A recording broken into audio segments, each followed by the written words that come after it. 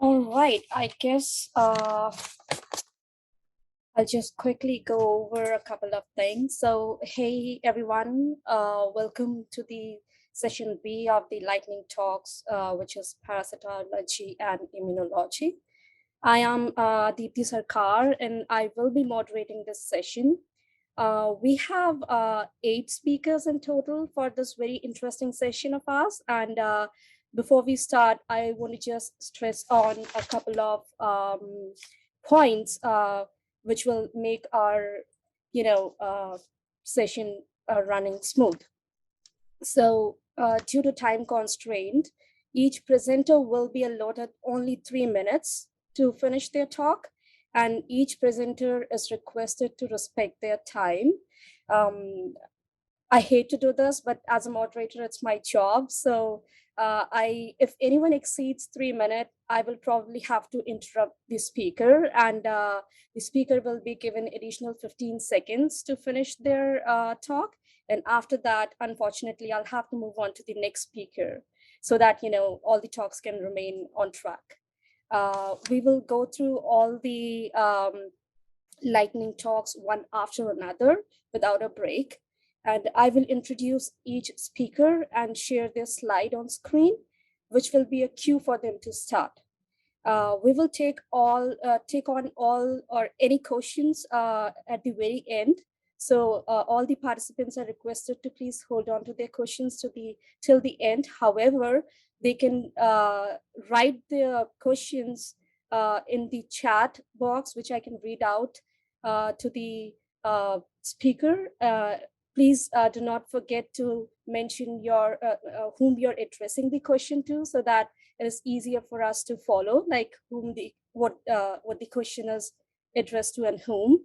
And or you can also feel free to unmute yourself and ask question at the end when everyone is done. And that's all. If you have any questions, I can help you with that. And with this, I guess we can get started. So I would like to introduce our first speaker, was Jonathan Lawton. And before that, I'll just quickly share my screen.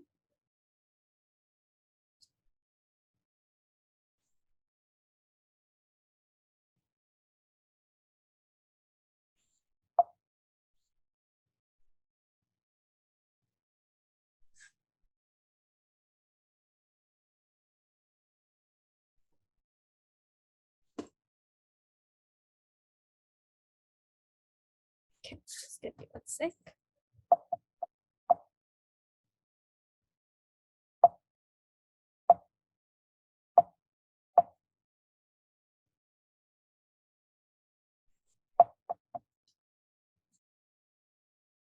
All right. So starting with Jonathan. Jonathan is from University of Maryland School of Medicine, and he will be talking about breadth and abundance of Plasmodium falciparum riffin and strivor expression and how it is associated with cerebral malaria in Malian children. Jonathan?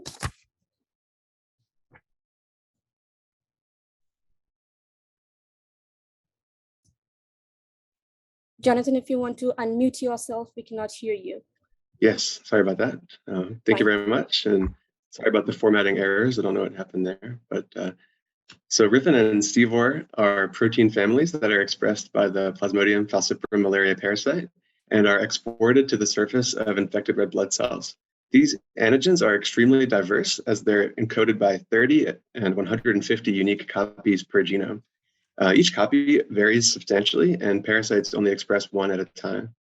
So recent in vitro studies have shown promising evidence that riffin and strivor antigens may contribute to severe malaria through mechanisms like cloaking of infected red blood cells and deactivation of the immune system. However, nearly everything that we know about the riffin and strivor families come from studies of laboratory parasite strains. Meanwhile, we know next to nothing about the extent to which their expression correlates with severe malaria and natural infections. Thus, the objective of our study was to measure riffin and strivor gene expression in clinical parasite isolates from malaria patients with varying disease presentations. So we enrolled Malian children aged 6 months to 5 years in a severe malaria case control study. Cases were children with cerebral malaria or severe malarial anemia, and controls were children with uncomplicated malaria matched to cases on key demographic traits.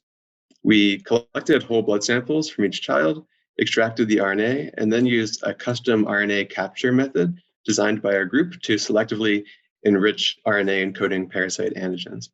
We then conducted Illumina short-read RNA sequencing, and then due to the hypervariability of the Riffin and Stevor families between parasite strains, we used de novo assembly to reconstruct parasite transcriptomes without reliance on a reference genome.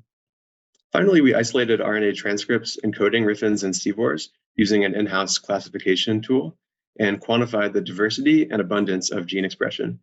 Diversity was defined as the number of unique Riffin and Stevor variants expressed within an infection, and abundance was measured as transcripts per million. So our main finding was that cerebral malaria cases in red had higher diversity and abundance of Riffin expression than uncomplicated malaria. Interestingly, we did not see the same pattern for severe malarial anemia cases in green. We also found that Stevor expression was significantly higher in cerebral malaria compared to uncomplicated malaria, but Stevor transcripts were very sparse overall. We then measured the expression of unique Riffin variants within each malaria phenotype, and we found that the same two Riffins were predominantly expressed across all syndromes. So in conclusion, elevated Riffin expression in cerebral malaria cases supports a role for this family in pathogenesis. And going forward, the predominantly expressed Riffin variants may be promising antigens for future study as vaccine targets, and also low Stevor expression in our study requires further investigation. Thank you very much. Thank you, Jonathan. That was a good talk. Okay, our next speaker is Sudhir Kumar, and Sudhir is joining us from Seattle Children's Research Institute, and he will be talking on malaria parasite, how malaria parasite utilizes two critical but distinct membrane fusogens for given fertilization. Sudhir.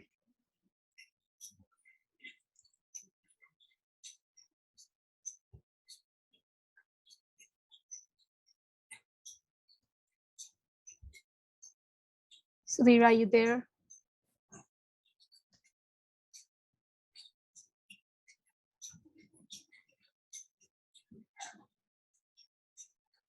Okay, I guess we'll move on to our next speaker, and that would be Angelica Rosado Quinons. And Angelica is from University of Puerto Rico Medical Sciences campus, and she will be talking on novel compounds targeting Plasmodium glutathione transferase with activity in multiple parasite stages. Angelica, if you could. Thank you for the introduction and the opportunity to present. Multi-drug resistant Plasmodium parasites are increasing at an alarming rate, representing a threat to control malaria globally.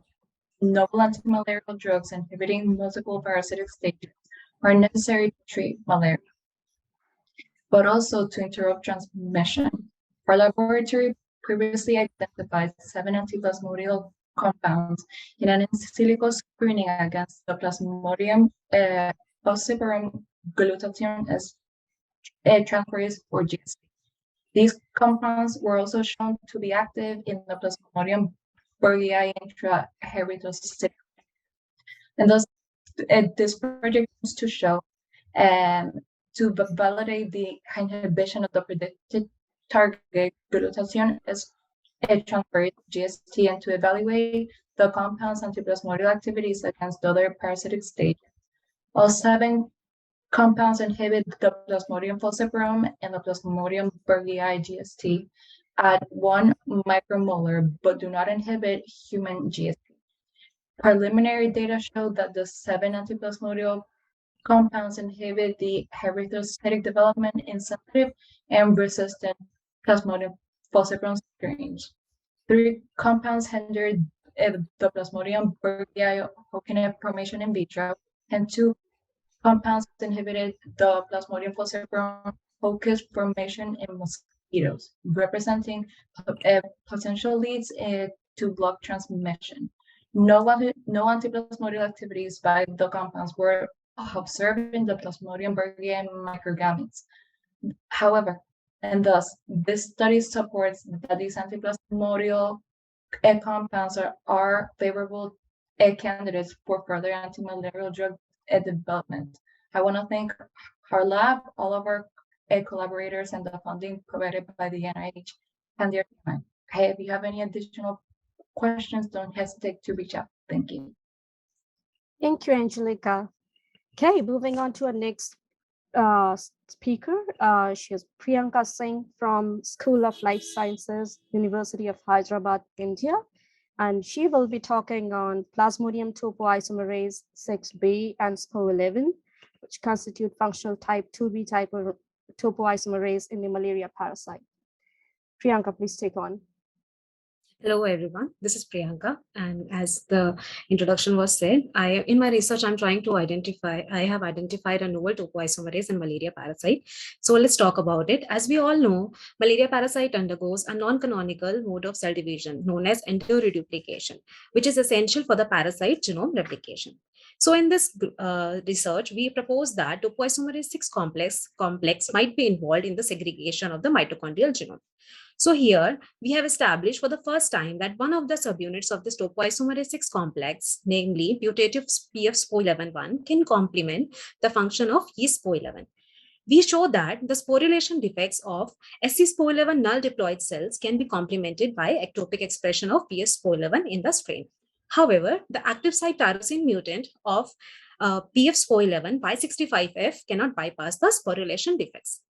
We analyzed the spatiotemporal expression of the type 2 topoisomerases and found that topo6B and SPO11 subunits are expressed, their expressions are induced specifically at the late Shizon stage, that is 44 to 45 hour post-infection of the parasite, indicating its likely role in segregation but not in replication. And we validated our data by performing Western blot analysis, as we can see in the picture. By performing immunofluorescence analysis, we show that both the subunits of topoisomerase 6 are localized in the mitochondria of malaria parasite at late Shizon stage. Further, through co-IP analysis with late Shizon stage specific culture, we observe that both the subunits are associated with each other. In order to establish its role in mitochondrial genome maintenance, we perform mitochip assay at late Shizon stage specific culture, and we observe that both the subunits, PF-topo6B and PF-SPO11, specific using PF-topo6B and SPO11 specific antibodies, we observe that both the subunits are associated with the mitochondrial genome, and their association is maximum at late Shizon stage. We observe that topoisomerase 6 inhibitor, which is Radiscol, potentiates the action of mitochondrial membrane potential uncoupler, atovaquone, by a factor of 11.67. And also atovaquone potentiates the action of Radiscol with a potentiation factor of 3.51. So further, when we performed fixed ratio isobologram analysis, we found that both the drugs show synergistic interaction with each other. And at the end, we perform mitochip analysis using PF-topo6B and SPO11 specific antibodies in presence of mitochondrial membrane potential inhibitor atovaquone, and observe that atovaquone reduces the import and recruitment of both the subunits on the mitochondrial genome in a dose-dependent manner. So by this study, we established that topoisomerase 6 is the mitochondrial topoisomerase of malaria parasite. And we also propose that topo6 can act as a novel target against malaria due to its absence in humans. So thank you so much for giving me a chance to talk. And if anybody is having any question regarding my research, they can put it in the chat box. Thank you, Priyanka. That was a really interesting talk. Okay, moving on to our next speaker, that would be Himadri Shukla, and Himadri is joining us from Central Drug Research Institute, CSIR, India, and he will be talking about Plasmodium ape1 and how it is required for the efficient transition from liver to blood stage infection. Himadri. Hello everyone, I'm Himadri Shukla. The title of my talk is Plasmodium ape1 is required for efficient transition from liver to blood stage infection. So here, the Plasmodium berghei undergoes a various stages of life cycle where application takes place. During the application process, the exogenous and endogenous DNA damage are inescapable. That's why we were targeting the Plasmodium ape1 base excision repair protein which is present in two isoform, APN1 and APE1. So APN1 is already done by my co-colleague, which is dispensed for the parasites. So here we targeted the APE1 protein. Here we knock out the APE1 protein, and the general knockout is done by the homologous crossover, homologous recombination. So this GFP expression shows the confirmation of general knockout of AP1, and which further confirmed by diagnostic PCR. Firstly, we checked the asexual development of wild type and AP knockout parasite. There were no significant difference in the parasitemia between the AP knockout and wild type GFP. After that, we cautioned the AP1 knockout parasite to the mosquito stage. On day 18, we counted the sporozoite number of salivary gland. There was no significant difference found in between the wild type and AP1 knockout parasite.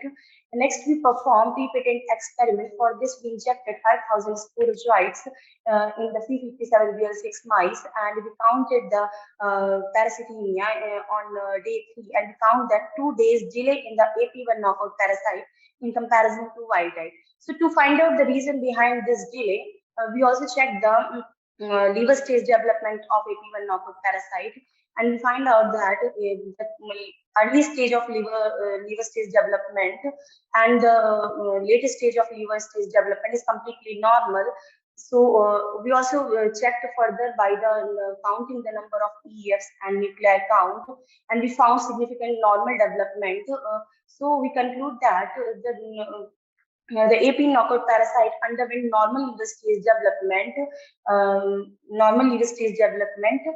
until merozoites egress from the hepatocyte. After that, we injected the 20 merosomes in the Swiss mice, and we check out the parasitemia of the mice. And we finally concluded that the parasitemia significantly decreased in the AP1 knockout parasite in comparison to wild type. So this is the reason behind the pre-patent delay. That's why in the AP1 knockout parasite, after passing through the liver, it's enabled to infect the erythrocyte efficiently. Thank you so much, everyone, for listening. Thank you, Madhuri. And I apologize for saying you he. Yep. All right, moving on. Our next speaker is Meryl Smith, and Meryl is from Radboud University Medical Center, Nijmegen, Netherlands. And Meryl will be talking on considerable post-treatment transmission and near complete prevention of mosquito infection after using frontline anti-malarial drugs and the opportunities for sustainable research practices identified in a randomized clinical trial in Mali. Meryl. Thank you very much. Reducing malaria transmission is important to accelerate malaria elimination. Also, there's an urgent need to decarbonize all sectors, including the health sector. Therefore, we conducted a phase 2 clinical trial in Mali on the effects of antimalarials on malaria transmission to mosquitoes, and performed a life cycle assessment of this clinical trial to inform and support sustainable malaria research practices. 80 participants with asymptomatic Plasmodium falciparum gametocyte carriage were randomly allocated to one of the 4 study arms, artemisinin lumefantrine with and without primaquine, and sulfadoxine pyrimethamine plus amodiaquine with and without tefenoquine. The follow-up was 28 days in total. Assessments included safety, molecular quantification of gametocytes, and mosquito feeding assays.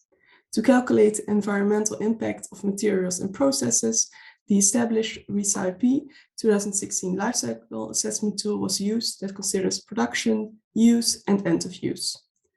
As figure 2 shows the participant effectivity and proportion of mosquitoes infected in direct membrane feeding assays. Before treatment, 76% of participants were infectious to mosquito, infecting a median of 10% of mosquitoes. Artemether lumefantrine exerted a strong transmission blocking effect. By day 2, the median within-person reduction in mosquito infection rate following artemether lumefantrine and artemether lumefantrine with primaquine was 100%. Transmission blocking effects were smaller in the sulfadoxine, pyrimethamine, and amodiaquine arm that showed only 19% reduction in transmission by day 5 compared to 100% for sulfadoxine, pyrimethamine, and amodiaquine with tefenoquine. Figure 3 shows the male and female gametocyte density and prevalence. Gametocyte densities decreased after initiation of treatment in all study groups. although the decrease was less rapid in the sulfadoxine pyrimethamine plus amodiaquine alone arm. Gametocyte sex ratios were initially similar in all treatment arms, but female gametocyte density decreased substantially in the artemether-lumefantrine arm by day 7 after treatment, resulting in significantly male-biased sex ratio, compared to a significantly female-biased sex ratio by day 14 in the sulfadoxine, pyrimethamine, and amodiaquine with the phenequin arm. We also performed a life cycle assessment to determine the carbon footprint of our clinical trial. The trial was responsible for 19 tons of CO2 equivalent emissions, which is equal to the yearly CO2 emission of approximately 4 world inhabitants or a car trip of approximately 4 times around the world. Major contributors were electricity in Mali for 46%, international travel for 40%, and air transportation of materials, which was 11%. So we conclude that artemether-lumefantrine prevents nearly all transmission to mosquitoes, and that adding a transmission-blocking drug to sulfadoxine, pyrimethamine, and amodiaquine may be beneficial to maximize the community benefit of seasonal malaria chemoprophylaxis. Comforts, travel, and electricity were major sources of CO2 emissions, so thoughtful academic travel and equipping the study facility in Mali with solar panels are actionable areas for improvement. Thank you very much. Thank you, Meryl. That was really interesting. Okay, moving on, we have Sanjay Shah. Sanjay is from Johns Hopkins University, and he will be talking on characterization of the sporozoite surface phospholipid scramblase as a ligand for Plasmodium sporozoite liver hepatocyte infection. Sanjay. Okay, thank you so much for giving me a great opportunity to share my recent study that was published in the Nature Communication November last year. So based on the slide, I showed the background and the 5 panel of the follow-up studies. The important thing is the malaria started with the mosquito biting that delivers sporozoid.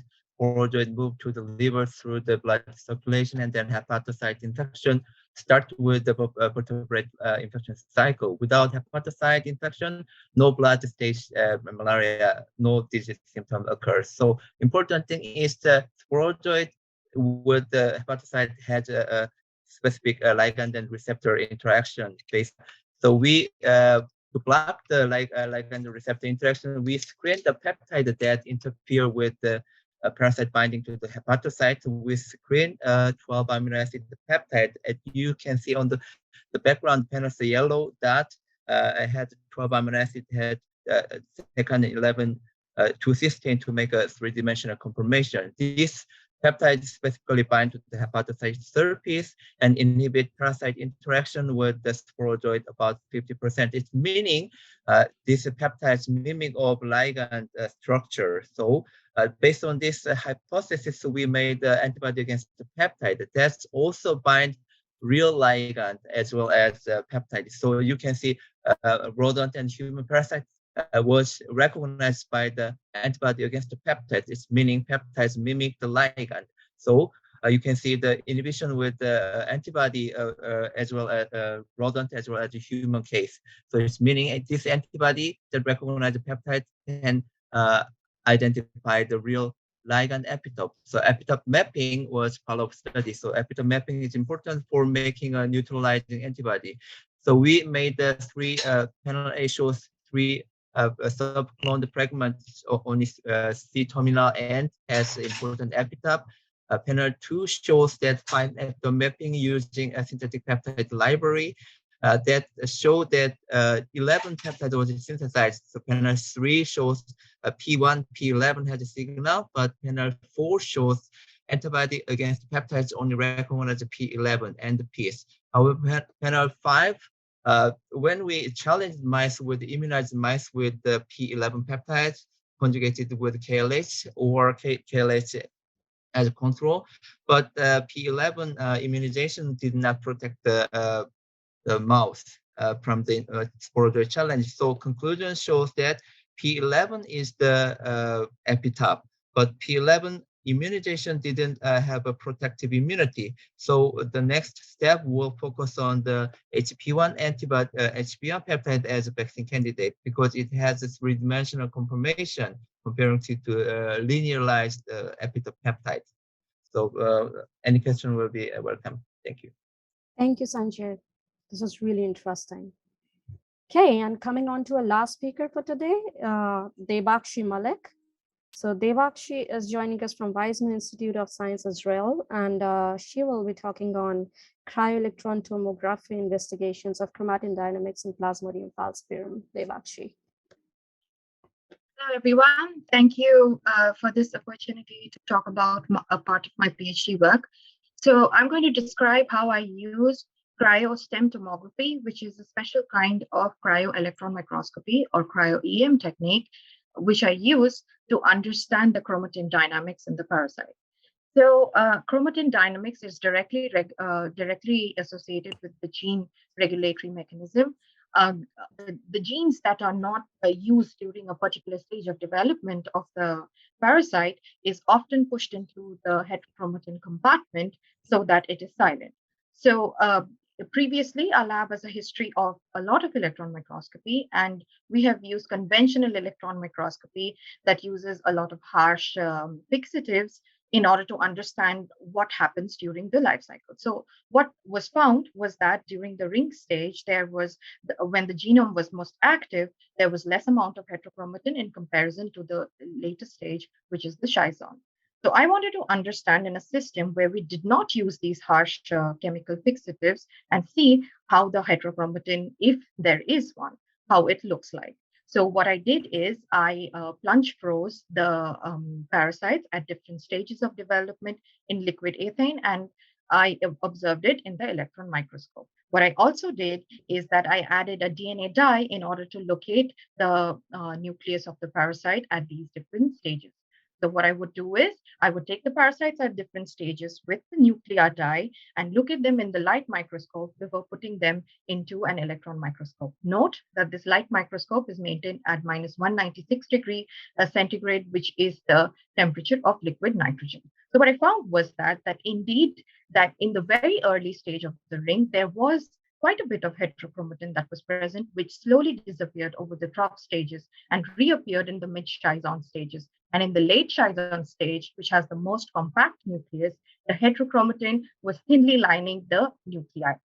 So this was very encouraging because this was completely in line with that reported from biochemical assays.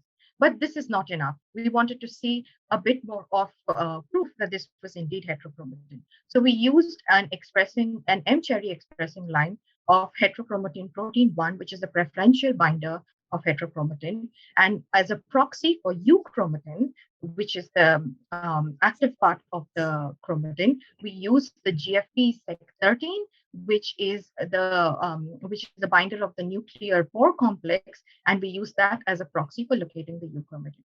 And voila, what do we see? We see that the heterochromatin that we identified in a completely fluorescence-free system, we can see it now in a fluorescence-full system, where the heterochromatin that was there in the electron microscope is now also visible in the light microscopy images. So we put them together in what is called correlative light electron microscopy. And here we see in the last panel that the heterochromatin protein 1 is centrally located in these very, very early infected red blood cells. So thank you everyone for your attention, and any questions are welcome. Cool, thank you, Debakshi. So the floor is open for questions now. Anyone who wants to ask a question to any of the speakers can unmute themselves and ask it personally, or can put the questions in the chat box and I can read it out for you for the speaker. I see there are a couple of messages in the chat box. Let's see if we have some questions there. Okay, I don't think those are technical issues. So meanwhile, people are trying to type in any question I have a couple of questions for a few of the speakers, if it is okay. I want to start with Angelica. So Angelica, I wanted to ask, like, what effect did the compounds C1 and C7 had on the intra-erythrocytic cycles of the Plasmodium falciparum, and specifically, like, what stages did you notice that they were arrested, if there was any?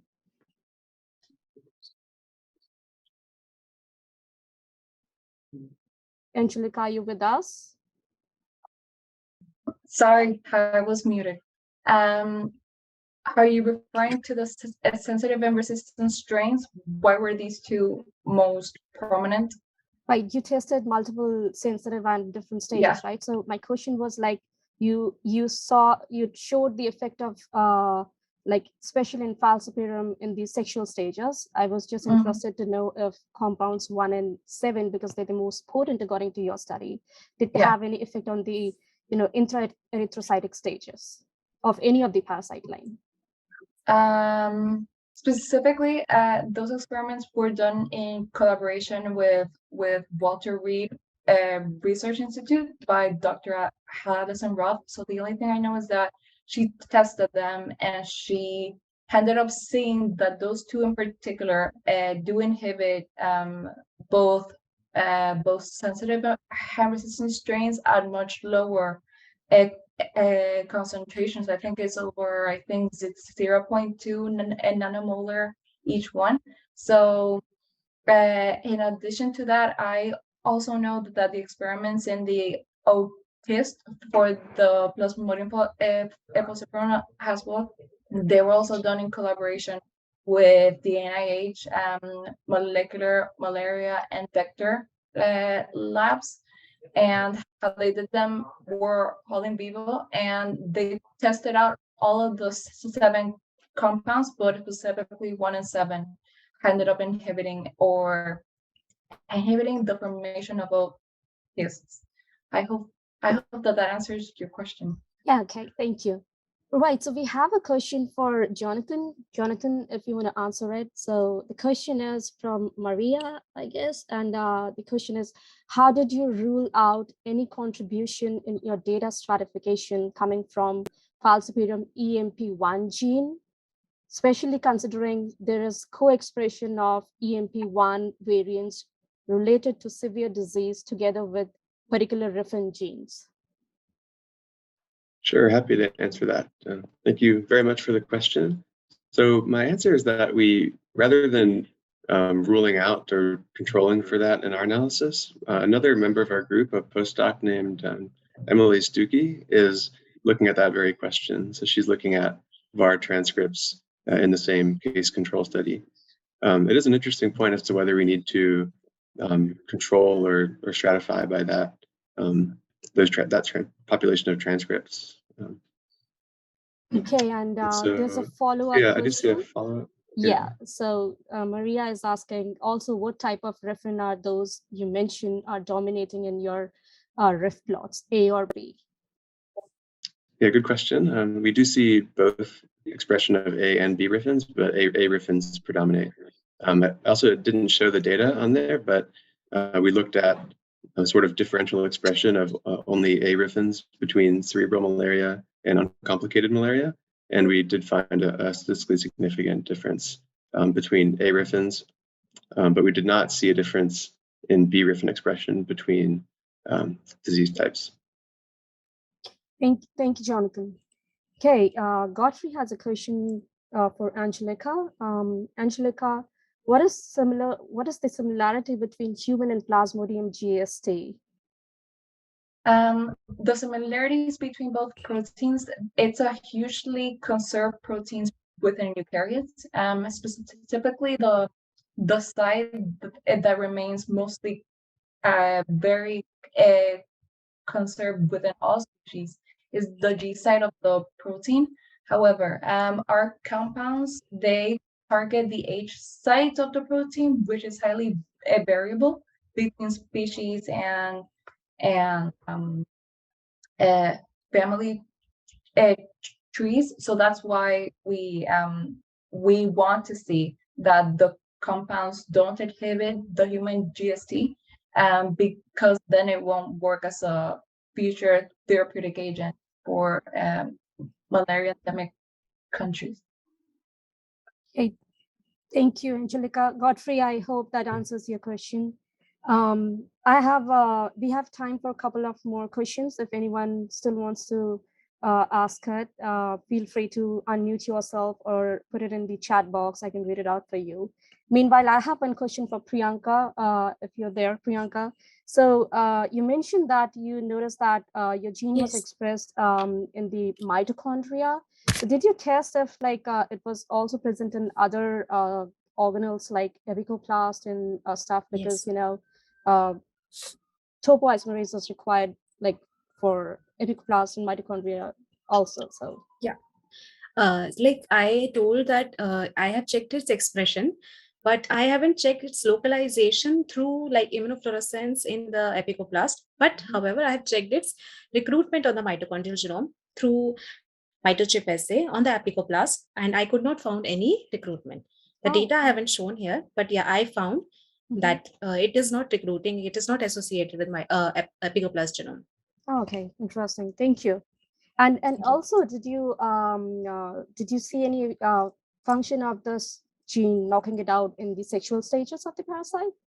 No, I haven't studied anything in the sexual stages. Okay, all right. Thank you, Priyanka.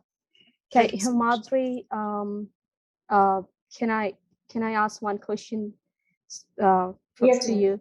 So you mentioned that you inoculated like around 5,000 parasites in the place.